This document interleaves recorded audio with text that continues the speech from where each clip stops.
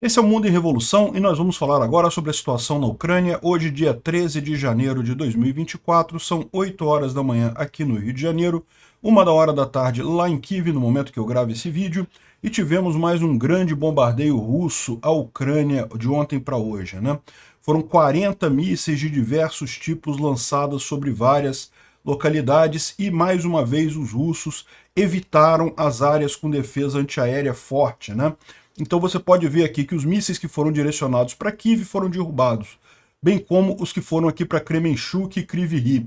Mas Dnipro acabou sendo atingida, outras cidades aqui também acabaram sendo atingidas, inclusive Chernihiv, que fica aqui no norte da Ucrânia, né? Foram 40 mísseis, os ucranianos conseguiram derrubar apenas 8, mas 20 dos demais foram desviados por sistemas de guerra eletrônica.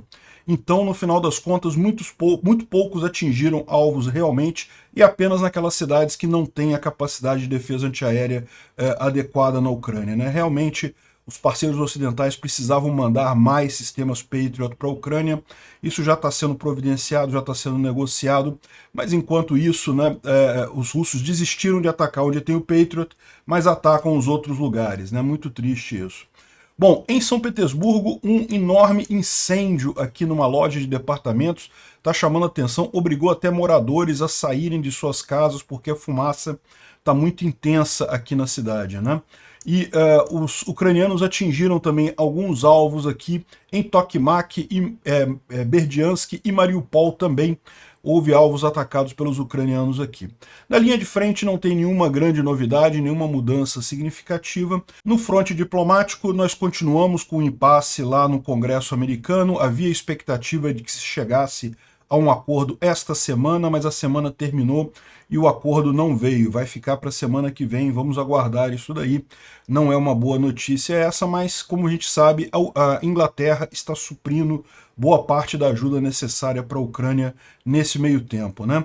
Vamos falar sobre esses e outros assuntos em detalhes. Essas notícias foram sugeridas por Generals are gathering their masses, Narizinho do Vegano Twitch e várias outras pessoas. Obrigado aí ao pessoal que sugeriu as notícias lá no nosso site, no wrevolving.com, e obrigado a você que está assistindo o nosso vídeo. Se você gosta do nosso conteúdo, por favor, deixa o seu like e se inscreva aqui no canal, né? Pois bem, então é isso daí. Dá pra gente ver aqui, ó, foram um total de 40 mísseis de vários tipos, drones também, foram 7 S-300, S-400, que são aqueles mísseis balísticos que tipicamente são usados aqui contra cidades próximas da linha de frente.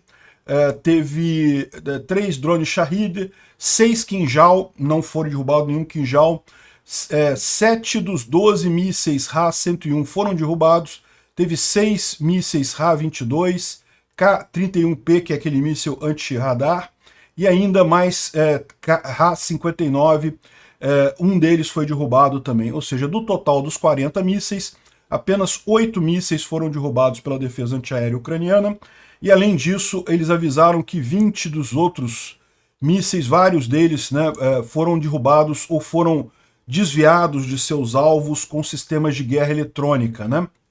Então, a gente tem aqui a informação dos ucranianos sobre isso daqui. Basicamente, eles repetem essa coisa, né? Ou seja, que na noite de janeiro, de 13 de janeiro, na verdade eles falam aqui no sentido de madrugada, né? Na noite de ontem para hoje, o inimigo, os russos, lançaram um grande ataque contra a Ucrânia usando mísseis de cruzeiro, aéreos, balísticos, mísseis de avião, anti-aeronave, enfim, um monte de mísseis aqui, né? Um total de 40 mísseis foram registrados. E aí fala aqui que ela faz aquele sumário que a gente fez e diz que derrubaram, no final das contas, apenas 7 mísseis, ou 8 mísseis no total, contando um Ra-59, né? Note que mais de 20 dos mísseis listados não foram inclusos nas estatísticas como derrubados, mas não atingiram seus objetivos devido à contra-ação ativa por meio de guerra eletrônica, né? Em adição, muitos mísseis não tinham capacidade real. Isso aqui por que também deixaram esse negócio passar, né? Os russos têm usado muitos Dumes, mísseis que não têm nenhuma carga, não tem nada, justamente porque é só para desgastar a defesa antiaérea ucraniana, né? Eles sabem que os ucranianos estão com um nível relativamente baixo de mísseis de defesa antiaérea, então eles querem gastar esses mísseis para então fazer o ataque verdadeiro. Então os ucranianos deixam passar. Os mísseis russos não têm análogos, eu imagino que ele esteja dizendo aqui negócio de direcionamento, né? E acabaram se perdendo ou caindo não se sabe onde, né? Ou seja, são mísseis que não são direcionados a lugar nenhum. Ele alerta aqui no final que isso não quer dizer que esses mísseis não levem a um risco, né? Porque principalmente pode haver risco a civis no final das contas. Aí ele pede para as pessoas irem para os abrigos em caso de ataque desses mísseis, né? Então é isso daí, um monte de mísseis, mas nenhum dano real causado, nenhum dano significativo causado, e o número derrubado foi pequeno justamente porque os russos forçaram esses mísseis em lugares que eles percebem a defesa antiaérea ucraniana fraca, né?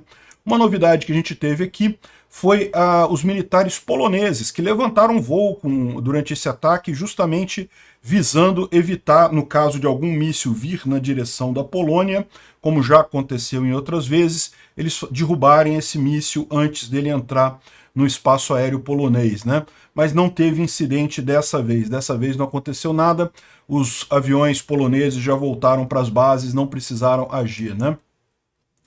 Bom, uma coisa que chamou muita atenção do pessoal é um fogo esteticamente muito bonito, isso daqui é o incêndio no armazém da Wildberries, que é uma espécie de armazém online, de vendas online, um mercado livre deles lá, né? Essas lojas que você compra só online, não tem loja física.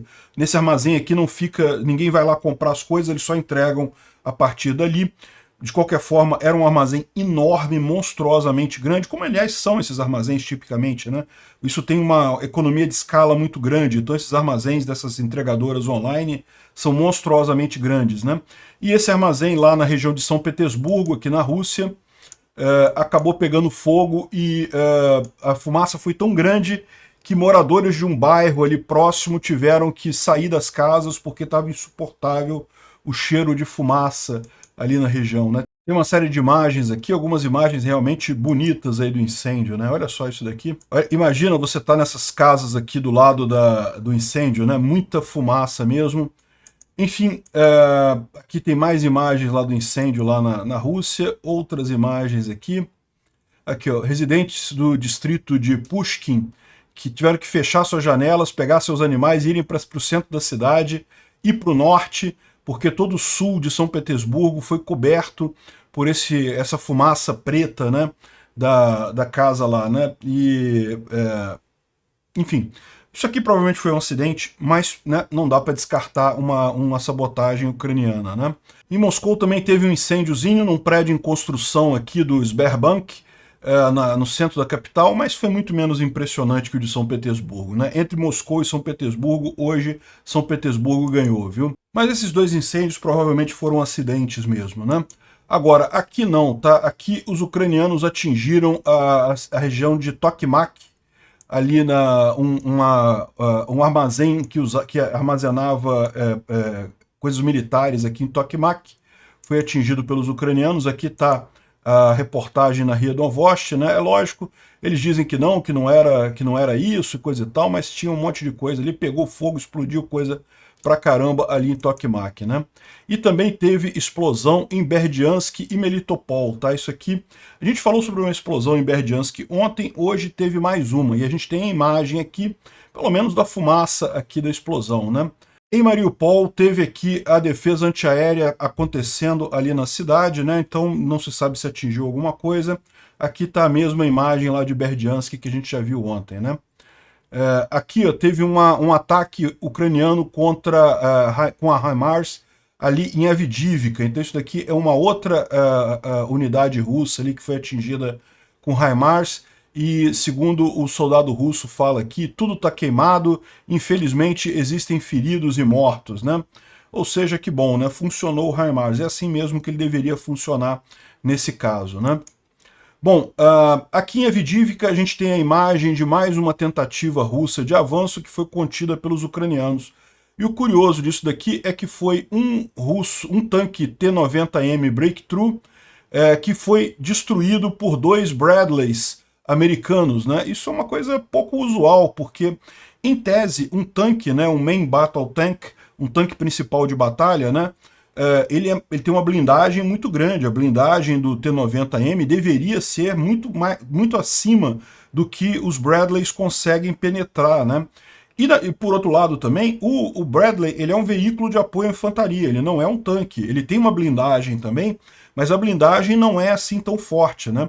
Para você ter uma ideia, dentro de um tanque só cabem no máximo três tripulantes, que justamente é o pessoal que opera o tanque e as armas do tanque.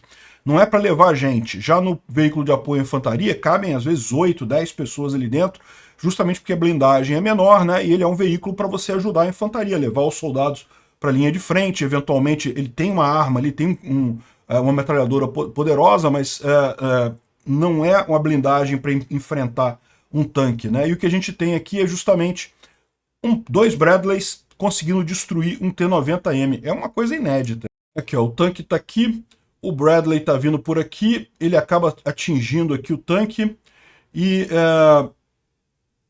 continua ali andando, o Bradley vindo aqui. Repara como é que o tanque é muito maior, né?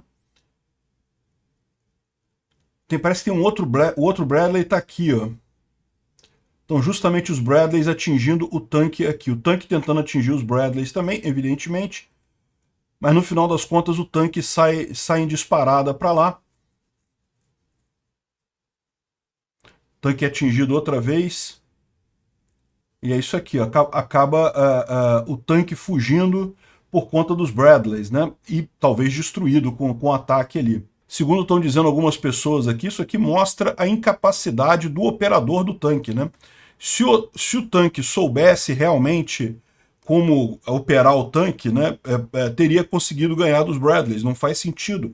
A arma do tanque é muito mais poderosa que a blindagem dos Bradleys, né? Mas no final das contas acabou expulsando o tanque. Isso daqui está parecendo Stepov, né? Ou seja, o Stepov, justamente ali perto de Avdiivka, né? Não dá para saber, mas a impressão que dá é essa. E tem outras batalhas acontecendo ali, mas o tanque acabou perdendo essa para os Bradleys ali em Avdiivka, né? E falando aqui sobre a linha de frente, o que teve de mudança? Aqui na região de Robotny, os ucranianos tinham avançado aqui em Verbove. Agora os russos retomaram uma área aqui próxima a Verbove, né? Preocupante essa situação aqui. Ontem os ucranianos tinham avançado mais um pouco aqui em direção a Novoprokopivka.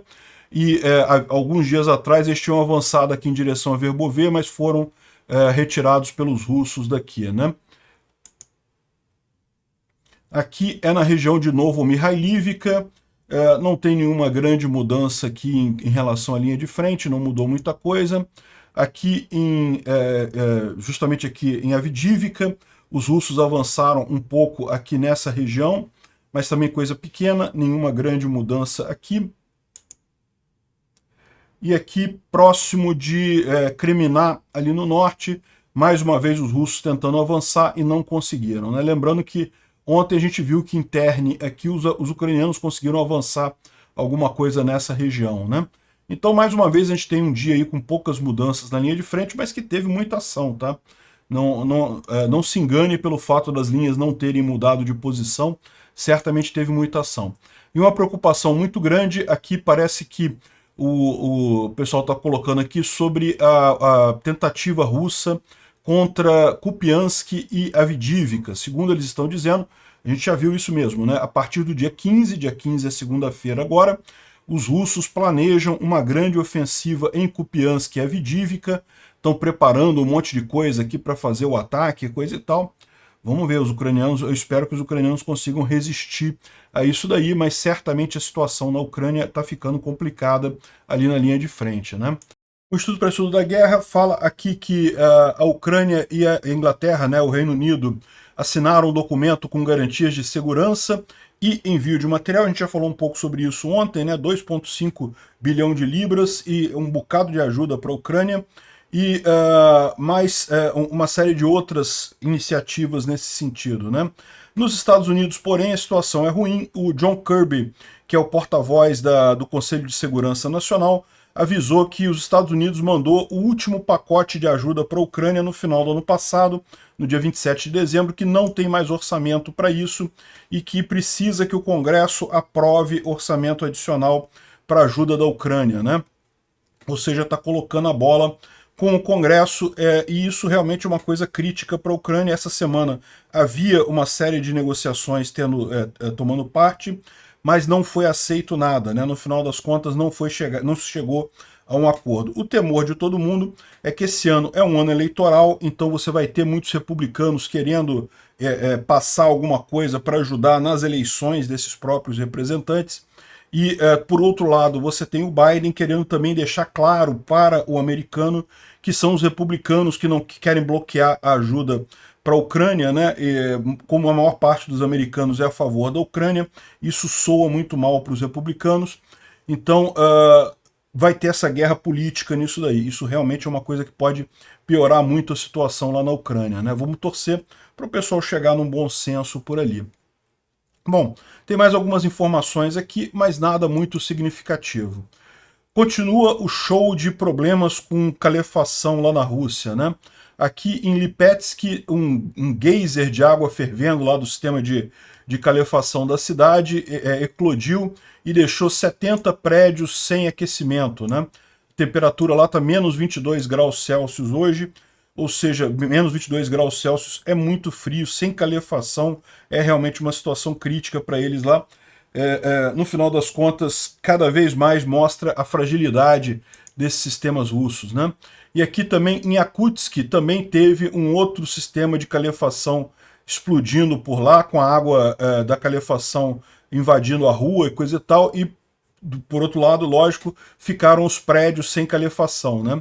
A temperatura lá é menos 40 graus Celsius. Eu acho que tem alguma coisa errada aqui, porque ele botou menos 40 Fahrenheit, menos 40 Celsius. Menos 40 Fahrenheit é muita coisa, né? Não, olha que coisa, ele tá certo. Menos 40 Fahrenheit é o mesmo que menos 40 Celsius. É o ponto em que as duas escalas coincidem, né?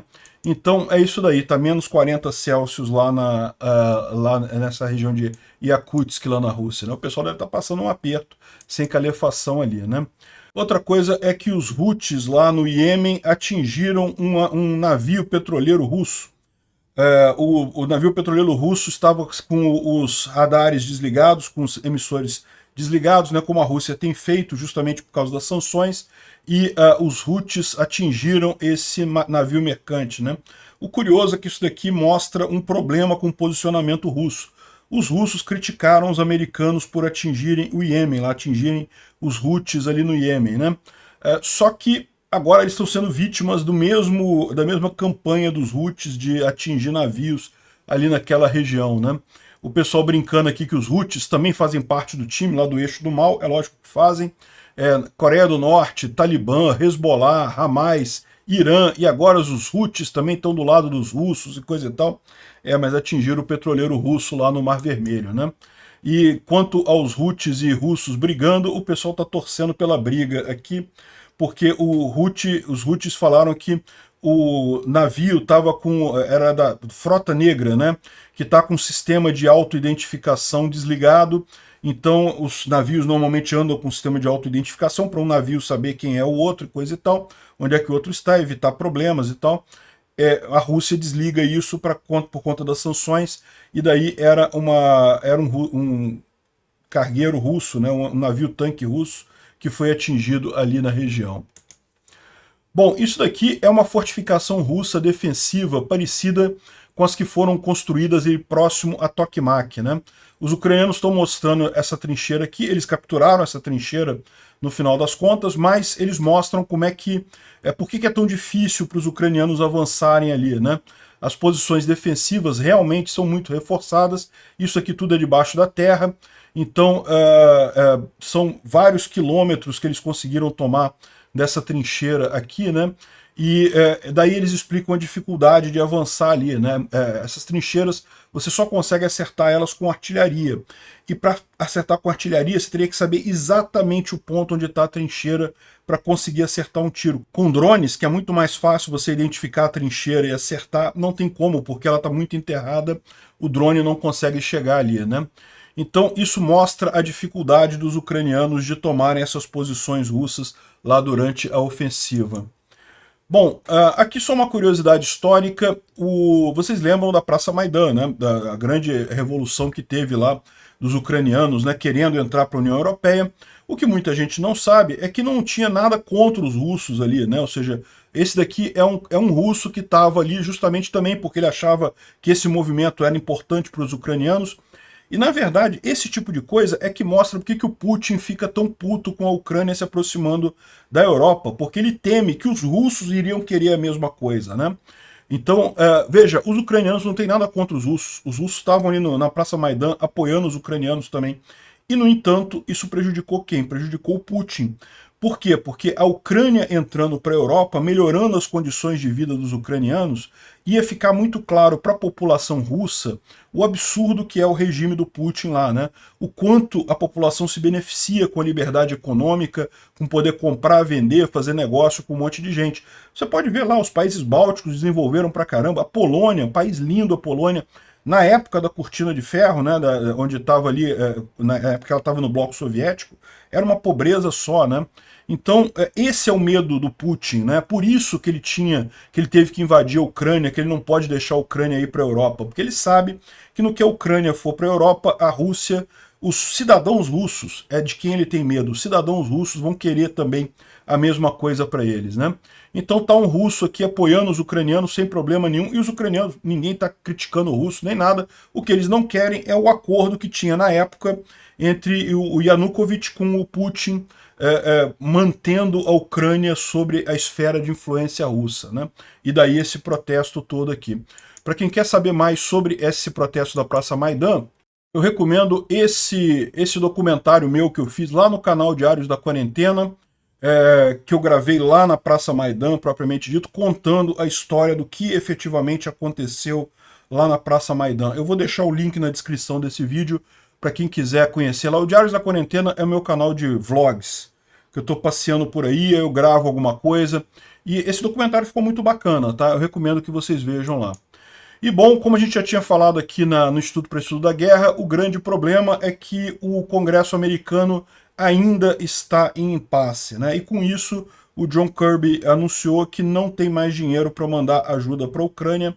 Isso é uma situação preocupante. Mais preocupante ainda pelo ano eleitoral. Segunda-feira já é o caucus de Iowa, então já começa a ter votação lá nos Estados Unidos. E o que eu tenho a impressão é que justamente de um lado o Biden quer deixar claro para o americano que os republicanos estão impactando, estão bloqueando essa ajuda para a Ucrânia, e de outro lado os republicanos têm um monte de preocupações com relação à fronteira e coisa e tal, e querem fazer também o lado deles lá. Eles sabem que investir na guerra da Ucrânia, no final das contas, acaba dando poder para o Biden, então eles querem fazer o contrário, né? Enfim, é uma situação muito complicada. Eu espero, sinceramente, que eles consigam resolver isso, porque senão vão estar mostrando para o mundo todo que o Putin está certo, né? Que ditadura é melhor do que democracia. Uma democracia, no final das contas, o pessoal fica brigando por conta de eleições e não consegue chegar a uma decisão objetiva. Eu quero acreditar que não é assim, eu quero acreditar que mesmo com competição entre lados, com uma pessoa não concordando com o lado da outra, em algum ponto há uma concordância sobre o que é importante de se fazer no país, né? Enfim, vamos aguardar o que sai ali da Ucrânia nesse caso, né? Por outro lado, a notícia boa é que os aliados da Europa continuam firmes e fortes com a Ucrânia. O Rishi Sunak esteve aqui no parlamento ucraniano, na Verovna Rada, falou, foi muito bem aplaudido, entregou lá um pacote de ajuda e trouxe aí também a bandeira da Inglaterra lá no parlamento. Muito bacana a ajuda da Inglaterra, é crucial nesse momento também para a Ucrânia, né? Foi uma boa ajuda que chegou agora. Vamos aguardar para essas coisas se resolverem. Eu tenho certeza que no final a democracia vai mostrar sua força. Obrigado por assistir o vídeo até o final. Se gostou do conteúdo, não esqueça de deixar o seu like, isso ajuda o canal a crescer e a chegar para mais gente. Se não gostou, deixe o dislike e explique nos comentários como podemos melhorar. Comente também sugestões de temas que podemos trazer por aqui. Comentários insultuosos ou defendendo ditaduras e criminosos de guerra serão sumariamente bloqueados. Agradeço a compreensão. Se ainda não é inscrito no canal, considere se inscrever clicando no botão inscrever-se abaixo e marcando a campainha para todos os avisos. Se quiser ajudar o canal, veja no nosso site como você pode fazer isso.